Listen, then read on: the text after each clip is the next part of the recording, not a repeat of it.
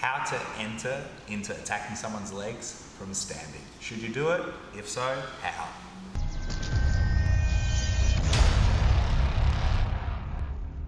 Hey guys, Coach Tom, I'm here with Guy. We're going to have a look today about how to enter into attacking someone's legs from standing. Now this is traditionally a no-no, so we're going to understand why that is the case and why I don't believe in it and why I believe you shouldn't either, and how you can use some little hacks to take care of the risks of this position so you have nothing but success. So let's have a look. Why is this a bit of a taboo no-no? Well, if he's lying down on the ground and I grab his leg and I'm winning, I'm on top. So I could run off or punch him in the head or whatever if we were fighting.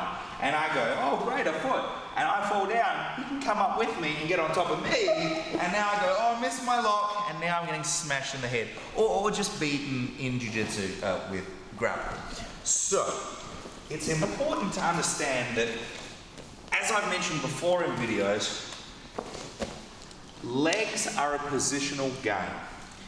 Just as a dominant position could be had with a knee on belly, a side control, or a full mount, these are dominant positions. So too do I have dominant positions on the legs. Namely, the most basic, it could be his foot on the inside or outside, doesn't matter, but an ashigarami, an outside ashigarami, or an inside ashigarami, okay? But I'm dominantly controlling one leg, because that's the leg I want to rip off, okay? So, this is important. So, getting to a dominant position is good, but we're not meant to go for the legs from standing. Well, if there are 30 seconds left in a round, I tell all my students this. I don't care what you do, jump off mount to go for the leg lock. It doesn't matter, because your goal as a submission grappler is to get submissions. That's it. We only get positions to get submissions. So let's have a look at actually how we can chase position to find submission.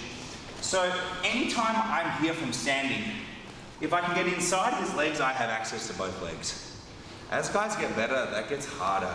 But one thing I can do is always hit my leg drag, and from this position, I can either pass his guard or hold post here or here.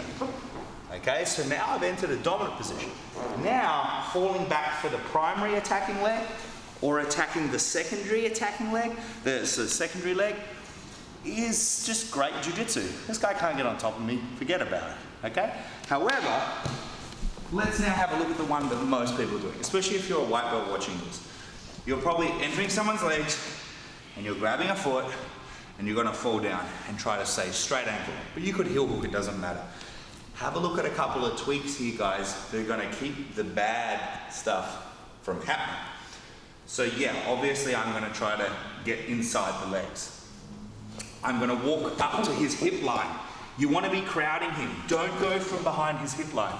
We wanna get as close to his hips as possible. And then we need to get as low as possible. So like my hips are so close to touching, so now when I sit down, I can sandwich the leg I'm controlling, and now I just choose which control mechanism I want. So, ashigarami. Outside ashigarami. Or, sorry about the groin stomp there. Do not groin stomp your partner. It's just a subtle thing. Or, inside ashigarami. Okay? So I can choose my position. Likewise, if I was to enter from this position, here, hips forward, hips low, control the leg. Now I can go here. That's a basic ashigarami. I could go here, outside ashigarami. Or I could of course go here in an inside ashigarami, giving me full access to the reverse heel hook and also attacks on the secondary leg. Okay? So, if we're going to attack the legs from the top, is it a bad idea? Absolutely not. I think it's probably the best idea if you're against a trained grappler, because the chances of me passing this dude's guard, getting to a dominant position, maintaining it, possibly even improving it, and then him making a mistake that I can capitalize on in 30 seconds, that's going to be hard. That guy's no chump. But if I attack his legs, you can find some black belts that are just white belts. So, if I am going to attack from the top, what are the rules? I stay on top, which means I get in close, I get in low, and I stop him from coming up. My knees and feet form shields.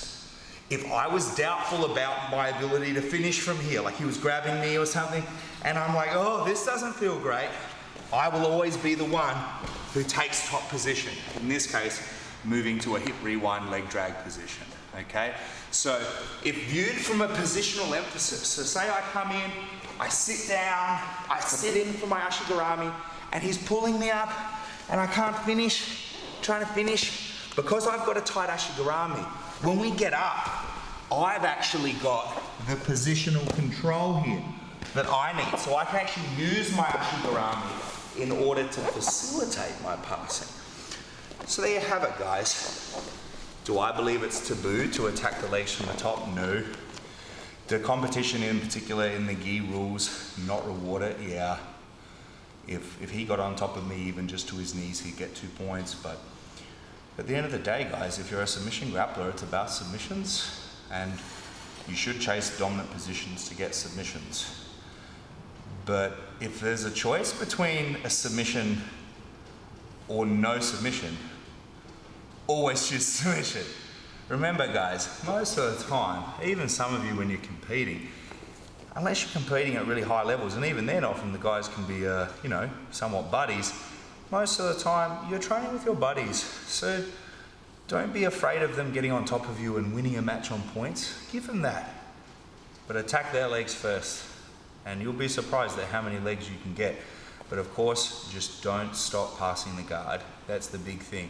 So as I've said before in videos, and I'm sure other coaches have done this. I thought I invented this, but I probably didn't. I'm sure people have done it for forever.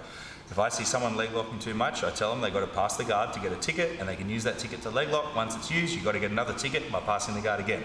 And then you won't catch anyone who's taking the easy route in falling back to the legs. The legs is not an easy route. It is a dangerous and technical route that must be navigated with care and knowledge. But once you have the knowledge and you care, attack the legs. I love it. You should too. Give it a try. I'm Coach Tom Davey, guys. Thanks for watching. I'll see you next time.